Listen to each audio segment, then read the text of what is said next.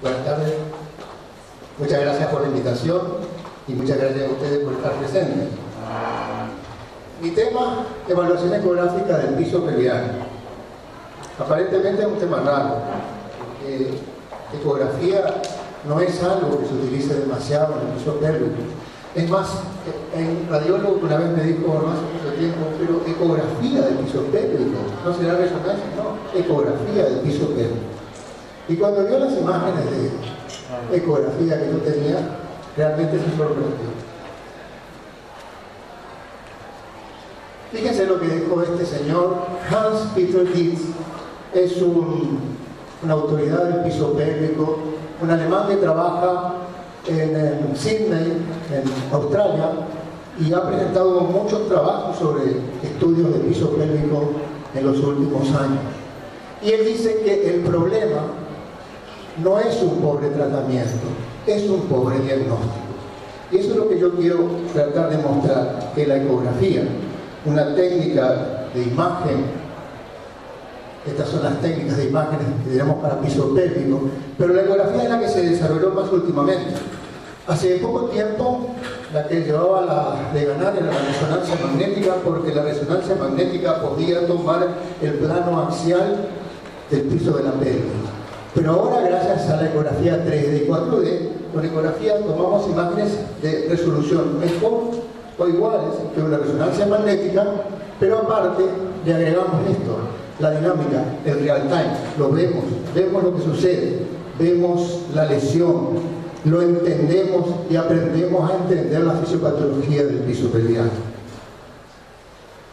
¿Para qué lo podemos usar? ¿Qué nos puede dar este tipo de ecografía? Medición de orina residual, valoración del espesor de la pared del detrusor, movilidad del cuello vesical, integridad uretral, prolapso del compartimento central, anterior y posterior, anatomía y función del elevador, abulsión y distensión del elevador. Se podrán diagnosticar divertículos, ubicación de mallas y tumores y una cantidad de patologías que puedan aparecer en el piso pélvico. ¿Cómo lo hacemos? En un principio se utilizaba la sonda abdominal, pero resulta que el pubis nos esconde el cuello de la vejiga, que es lo que más nos interesa. La vía transvaginal no la podemos utilizar porque al introducir la sonda vamos a alterar los ángulos y las relaciones de los distintos órganos. La vía transrectal es usada por algunas escuelas como buen suceso, pero es mucho mejor hacerlo por la vía perineal translabial, con una sonda abdominal, la que utilizamos para obstetricia, o la vía introital con una sonda vaginal. El tema es que esta sonda vaginal puede tener un ángulo pequeño, no nos permite tomar los tres compartimentos al mismo tiempo, cosa que con esta sonda sí. Pues yo prefiero la vía introital, porque las sondas vaginales tienen mucho mejor resolución porque tienen mucho más frecuencia de sonido.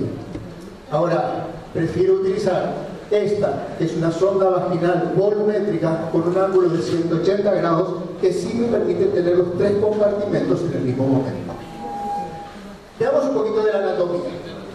El músculo puborectal gira alrededor del recto y se une al pubis y tracciona los órganos hacia el pubis, generando un ángulo en la vagina de aproximadamente 130 grados y un ángulo a nivel del recto de unos 90 grados, que es el ángulo anorrectal. Y además nos deja un espacio en el medio por donde transcurren los órganos de la reproducción, digestivo y urinario, y que se llama hiato, el hiato de los elevadores. Y eso es el mayor portal herniario que tiene el organismo, y porque el prolapso es una hernia, así que cuando esto tiene alteraciones se puede caer por aquí. Ahora veamos cómo lo vemos en ecografía. Miren esta imagen, el útero, el ángulo de la vagina, que nos deja el ángulo 130 grados y el ángulo anorrectal. Aquí está el elevador del ángulo. Compárenlo con una imagen de resonancia magnética. Esta es una ecografía hecha desde abajo con una sonda vaginal. Fíjense que yo veo los tres compartimentos en la misma toma y miren la diferencia con una resonancia magnética. Ustedes saben que la resonancia magnética es mucho más cara. La resonancia magnética no está disponible en todos lados, y la resonancia magnética no podemos lograr lo que podemos lograr acá con el riñón.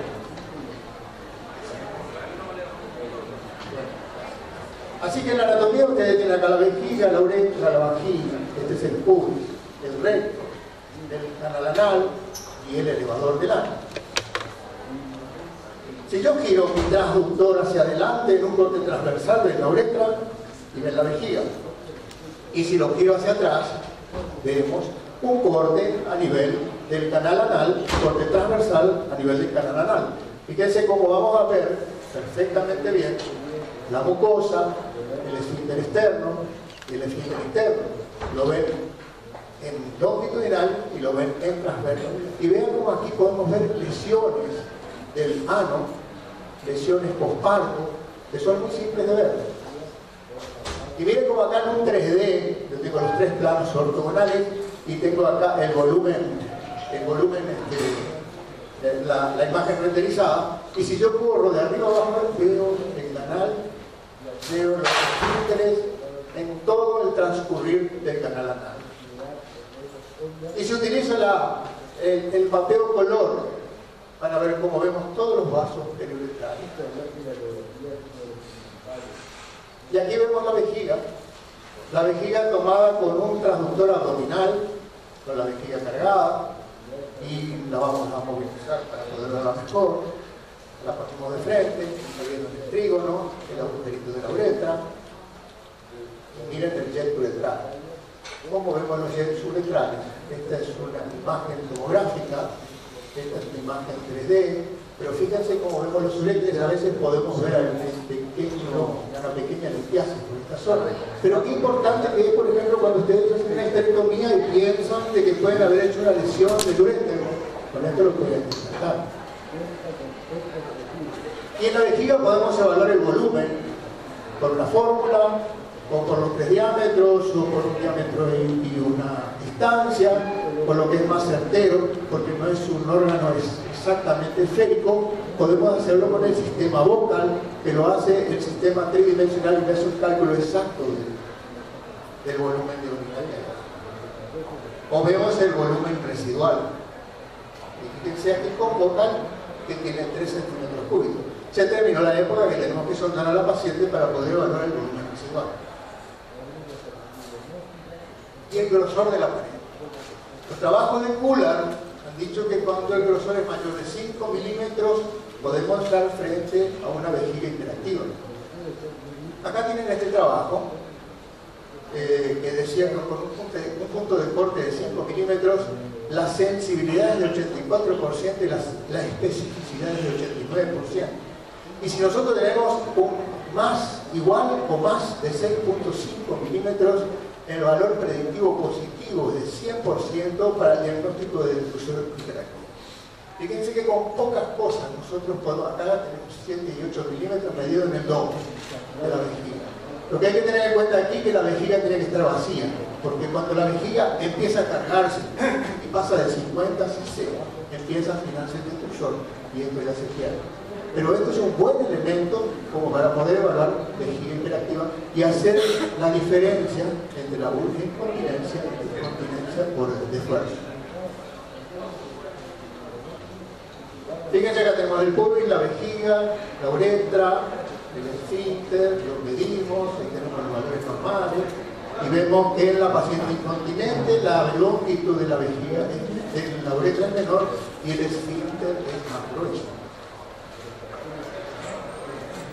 Trazamos líneas, la línea sinusaria, la línea uretral, con la línea del suelo de la vejiga que nos demarcan ángulos y distancias. Y uno de estos ángulos es el ángulo retrovesical posterior. Vean las imágenes que podemos lograr, que son realmente estupendas, y son imágenes que nos muestran cosas que nuestros dedos, nuestra clínica, nunca lo valoraron. Este es el movimiento normal de una vejiga. Este es el pubis. Esta es la uretra. Vean cómo el cuello de la vejiga desciende y se va hacia atrás. Esta es la rotación posterior-caudal de la vejiga. Claro, la gente mide estas distancias para poder ver si la vejiga es hipermóvil o no, Pero lo que es importante es el descenso. Cuando el descenso es más allá de 15 a 25 milímetros, hablamos de hipermovilidad ventral. Y la rotación ventral, la seguimos rotando, medimos este ángulo en reposo, este ángulo en esfuerzo y la diferencia de la rotación es de 37 grados de caso. Entonces ustedes ven que desde abajo, haciendo una ecografía desde el perineo, vamos a ver toda la anatomía del piso pélvico, la relación entre los distintos órganos, y vamos a tener en un pantallazo la indemnidad por no del peso pélvico. Y si queremos ver el hiato, entonces ya tenemos que recurrir al plano axial. Y el plano axial lo vamos a ver o en la ecografía tridimensional o en la resonancia magnética. Hoy en día con la ecografía 3D y 4D logramos ver esto mejor que con la resonancia y aparte lo vemos en dinámica. Ahí tienen las tres imágenes ortogonales: longitudinal, coronal y axial. Y acá es el volumen renderizado. Y este es el hiato. ¿Lo ven acá? Ahí están las ramas del pubis. Este es el cubo rectal. Este es el tabique rectovaginal. Esta es la uretra, la vagina y el recto. Ahora, fíjense la forma de la vagina. Los radiólogos le dicen la forma de H de la vagina. Yo le llamo la sonrisa de la vagina. Y la sonrisa de la vagina se mantiene por los anclajes paravaginales. Y cuando los anclajes paravaginales se alteran y esta parte de la vagina desciende por el desnivel de la uretra, la vagina se pone triste, desaparece su sonrisa y pensamos que puede haber lesiones de las fases endoteliales. Lo medimos, el hiato, la circunferencia, las longitudes, y podemos evaluar el grosor del cubo rectal. Compárenlo con la resonancia magnética. Esta es la imagen de resonancia, esta es la imagen de ecografía. Esto sale mucho más caro, esta sale mucho más barato. Es más fácil de hacer, más simple. Y puedo decirle, Pujá, hace la maniobra de Valsalva, contraer el cubo rectal y veo qué es lo que sucede. Puedo ver lesiones en la zona de eso. Ahí están los anclajes vaginales, valoran lesiones de la fase pélvica. Aquí lo tienen, visita de la vagina. Y acá lo tenemos que medir en el plano de mínimas dimensiones, que va entre el borde posterior inferior del pubis y el ángulo anorrectal. Fíjense que esta distancia sería esta distancia. Y el ver esto en 2D y el ver el otro, que es por así, es el plano axial. Fíjense toda la información que nos puede dar este plano axial. Y si quieren ver los músculos de la pelvis, pues bien, con la ecografía 3D, ahí tenemos el diafragma pelviano, el cubo rectal, el cubo coxígeo, los iliocoxigios, los arcos tendinosos. Entonces estamos viendo prácticamente lo mismo que pueden ver con resonancia, pero hoy en día con muy buena calidad de imagen y además en dinámica, en real time. Ahí tienen las glándulas parietalales y podemos ver el hiato en toda la altura del piso de la pelvis. Acá está el volumen renderizado, a medida que va bajando, vamos viendo las distintas alturas. O si no, con esta otra técnica, que es la tomografía ecográfica, podemos ir midiendo, en este caso serían cortes cada 2 milímetros, acá hay 4 cortes por encima del plano medio, que sería este, el amarillo, y 4 cortes por debajo. Así que nosotros podemos estar viendo si hay lesiones en alguna altura del piso pelviano. Y fíjense, cuando yo le digo contraer el cubo rectal, cómo los órganos se juntan contra el pubis, se reduce el hiato y se produce un desplazamiento cráneo-ventral de la meada. Y si le digo hacer la maniobra de Valsalva, el hiato se expande, el ángulo anorrectal aumenta y favorece la expulsión de las bacterias. Esta es la polla rectal y este es el canal anal. Ahora hay algunas mujeres que uno le dice que haga y tienen una coactivación del cubo rectal que no es consciente, y entonces uno ve que al hacer esta maniobra en realidad el hiato se achica. Entonces, haciendo un biofeedback positivo, mostrándole la imagen, ellas aprenden a hacer este movimiento. Y este es muy importante porque si nosotros le hacemos pujar y hay una coactivación del cubo rectal, nosotros no vamos a poder ver el real descenso del órgano. Y cuando hacemos esta maniobra, tiene mucha importancia el tiempo. Por ejemplo, la maniobra de Valsalva no tiene que ser corta, tiene que ser una maniobra que se mantenga por lo menos 5 segundos para poder lograr la mayor cantidad de descenso posible del órgano. Y veamos qué podemos ver, los traumas del elevador. El trauma del elevador, que algunos le llaman el microtrauma, es la distensión. Ustedes saben que si toman un músculo esquelético y lo estiran 150% de su valor inicial, probablemente este músculo quede con una disfunción contráctil y no vuelva a su valor inicial. Entonces va a quedar grande. Y aquí tienen, a esto se le llama distensión. Hacemos el hiato en Valsalva, acá y acá, una gran distensión. Y cuando tiene más de 25 centímetros cuadrados, le llamamos alonamiento. Pero fíjense esto qué grande que es. Asusta de verlo tan grande. Y miren este otro. La vejiga metida dentro de la vagina. El hiato enorme, este es el recto, y esta es la vejiga dentro de la vagina. En esta imagen, como se ve, la uretra, la vagina ocupada por la vejiga, el recto, acá está el cubo rectal, y el hiato es inmenso. Y ustedes no van a lograr solucionar la posibilidad de recidivas en esta paciente después de operarla si no solucionan el tamaño del hiato. El hiato grande sigue siendo un portal. Hans-Peter Gitz, que estaba trabajando en esto, y él decía que estaban trabajando en posibles sling cubo rectal, que tomen todo esto para tratar de achicar el hiato, pero no encontré todavía resultados sobre ese trabajo. Pero además se puede romper, y esto puede suceder en las tuliparas dañosas. Él le llama el eslabón perdido entre el parto y el prolapso, que algunos lo negaban. En este caso, una lesión bilateral postparto. Fíjense la lesión acá, como hay una asimetría, se pierde acá el cubo rectal, esta es la lesión, ustedes pueden ver y medir esto. Acá lo ven de los dos lados.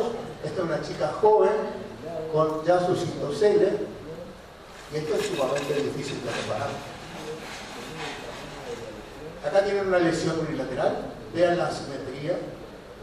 Acá tienen el cubo rectal, el recto, y acá la lesión. Lo vemos en los cortes tomográficos. Tal vez clínicamente es más fácil en el posparto darse cuenta de esto porque hay una asimetría. Pero cuando la lesión es bilateral, como en este caso, y se pierde toda la simetría, es realmente difícil de evaluar. Pero con ecografía es sumamente simple, y con ecografía tomográfica mucho más, de poder ver este tipo de lesiones. Y este tipo de lesiones no son tan infrecuentes. Se habla de que las tuliparas dañosas, por ejemplo, pueden tener un 25% de lesiones del elevador. Y nosotros estamos haciendo controles postparto y estamos encontrando bastantes balonamientos y bastantes lesiones de chicas jóvenes. Esto va asociado a un prolapso de compartimentos anterior y lateral. Acá está lesionado, fíjense como prácticamente aquí se pierde el elevador, se produce la caída de la vejiga. Y entonces, tanto el trauma por abulsión o por balonamiento debilita el músculo, un tercio en general, aumenta la apertura del piso pélvico, 25%, aumenta más del doble el riesgo de presentar prolapso de vejiga, triplica el riesgo del prolapso del útero, pero triplica el riesgo que el prolapso vuelva a aparecer luego en la cirugía reconstructiva. Por eso es muy importante tener en cuenta todos estos detalles cuando uno va a tener que decidir cuál es el tipo de cirugía que va a hacer. Los cistoceles. Vean cómo podemos diferenciar los dos tipos de cistoceles con el ángulo uretrovesical posterior normal o abierto. Miren, acá está el pubis, la vejiga se mete en la vagina, la uretra se dobla, el cuello de útero de útero, el cuello de la vejiga desciende por debajo del nivel del ano, y se mantiene el ángulo retrovesical. Esto está relacionado con prolapso, con disminución del vaciamiento vesical y con trauma del elevador. Y el otro tipo es cuando el ángulo está abierto. Y este está asociado a incontinencia urinaria de esfuerzo con un elevador.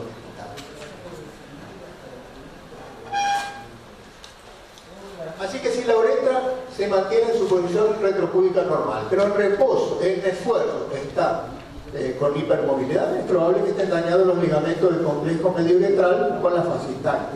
Pero si la uretra está descendida en reposo y valsalva, orienta un daño de la fascia. Y esto lo vemos en una sola mirada. Nada más que ver que la uretra ya está descendida, estamos pensando que estamos acá. Y una de las formas de solucionar todos estos problemas es colocar la cinta. Acá tienen un hiato, acá se nos pierde el recto, este es el tabique recto vaginal, la uretra y la cinta queda aproximadamente así, ¿no? Y ahí la ven. Así que la podemos controlar fácilmente con ecografía. Acá tienen una cinta. Acá tienen, no tienen que linda esta imagen. Pueden diferenciar TOT de TBT. Hay veces que las pacientes ni se acuerdan de que le había puesto una cinta o no lo sabían. Y nosotros lo encontramos en una exploración de rutina. Yo, por ejemplo, tengo la manía de a todas las pacientes tirar el piso pélvico. Por eso encuentro estas imágenes. No solamente las que me puedan enviar para estudio, pero muchas veces he encontrado cintas que la paciente no sabía.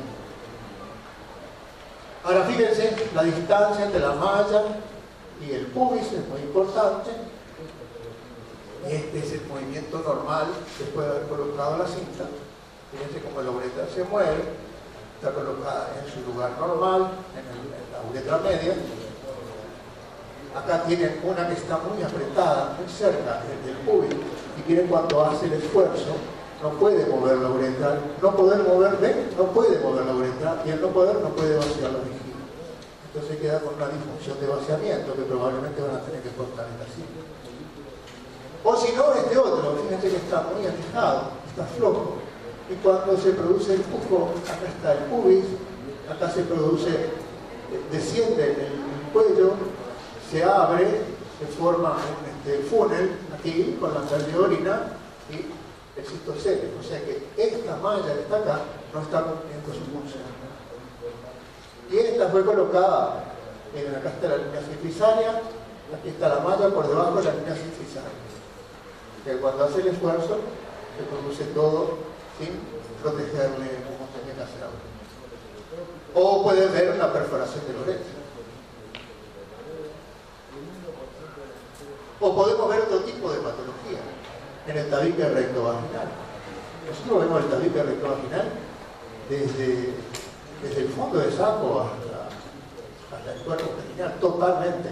Y lo seguimos tanto en 2D como en 3D y vemos como si fueran imágenes de resonancia. Estos son zonas de endometriosis del tabique rectovaginal. Este es otro nódulo. Fíjense cómo se ve el tabique, nódulo y recto. O podemos ver quistes en la pared anterior de la vejiga. Y cuando usamos la tridimensión, podemos ver la relación entre la imagen y la vejiga y podemos diferenciarlo de si es un quiste de Gardner o si esto puede ser un divertículo de la vejiga. O puede estar en la pared posterior también de la vejiga. Acá tienen el hiato, acá tienen la vagina y en la pared posterior está este quiste. No ve bien que es la pared posterior cuando introduce la sonda de que esto se separa hacia atrás. ¿Ahí lo entienden? Y a veces lo vemos muy abajo, en esta zona, y dolorosa. Y esto es y vemos también tumores, y podemos ver de repente un mioma que descendió y está pariéndose en vagina, y podemos ver tumores de recto, o lesiones de vagina, etcétera, etcétera. Yo creo que la ecografía realmente tiene su importancia. Yo estoy trabajando en esto hace bastante tiempo y vamos juntando imágenes y vamos acumulando experiencia. Realmente los ginecólogos no lo utilizan mucho, prefieren la resonancia magnética, pero no me canso de mostrarles estas imágenes para decirles sí, usen la ecografía, porque la ecografía tiene muchísima utilidad y les va a ayudar a ustedes mucho en hacer un mejor diagnóstico para poder elegir mejor la técnica que tienen que utilizar, porque muchas veces en la mala elección de la técnica está la recidiva y los problemas que pueden venir. Muchas gracias por su atención.